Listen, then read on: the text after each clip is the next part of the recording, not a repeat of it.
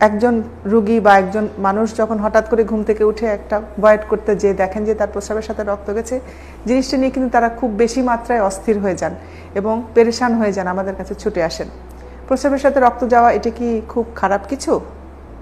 জি হ্যাঁ, এটা একটা অত্যন্ত জটিল একটা রোগের একটা লক্ষণ বিশেষ। প্রস্রাবে রক্ত যাওয়া কোনো রোগ নয়, কিন্তু এটা খুব ইম্পর্ট্যান্ট একটা লক্ষণ। সেটা কীরকম? আমরা যদি বিশদভাবে রোগীকে পরীক্ষা নিরীক্ষা করি, তার হিস্ট্রি সম্পর্কে জানি, তখন আমরা বুঝতে পারি এটা কোনো স্বাভাবিক বিষয় নয়।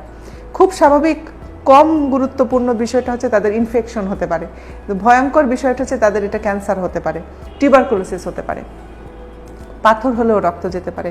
তাহলে আমরা একটা রোগীর রক্ত গেলেই যে রোগী খারাপ একটা কিছু মিন করে তা কিন্তু না।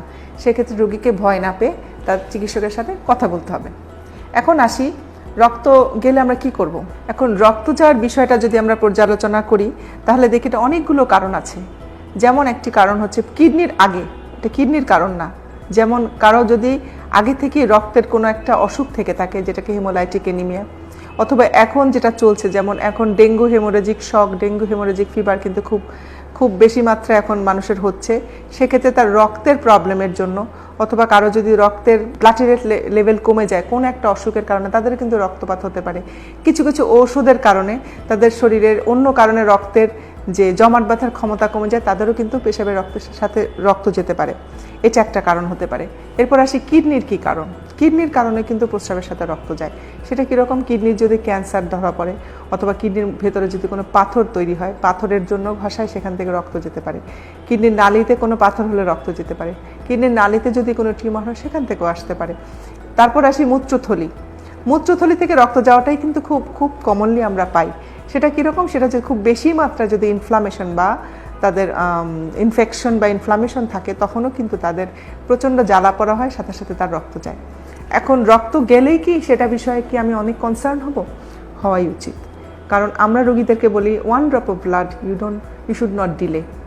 আপনাদেরকে সাথে সাথে আপনার নিকটবর্তী একজন বিশেষজ্ঞ চিকিৎসকের সাথে কথা বলতে হবে। এখন আসি, একজন রোগী যখন প্রস্রাবের সাথে রক্ত যাওয়া নিয়ে আমাদের কাছে আসেন, আমরা কি করি?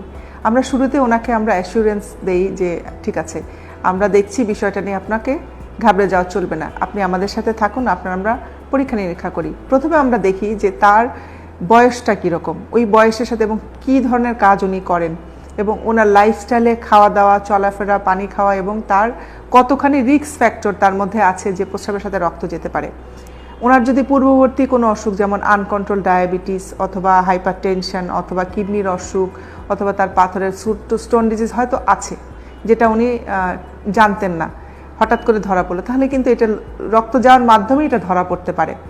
আর সর্বোচ্চ রকম কশন নিয়ে আমরা দেখি যদি পেশেন্টের বয়স বেশি থাকে, 50-এর উপরে বয়স থাকে, তাদের আমরা আসলে চিন্তা করি যাদের মূত্রথলির ক্যান্সার হতে পারে বা কিডনির ক্যান্সার একটা কারণ।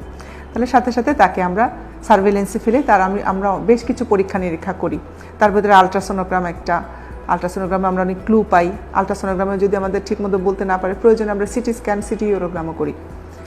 আর রক্ত যাওয়া এই জিনিসটাকে যদি একবার পেশেন্টের হয়, আমরা কিন্তু তাদেরকে নিয়মিত ফলো আপ দিই। প্রতি 3 মাস বা 6 মাস পর তাদেরকে ইউরোলজিস্টের কাছে আসতে হয়।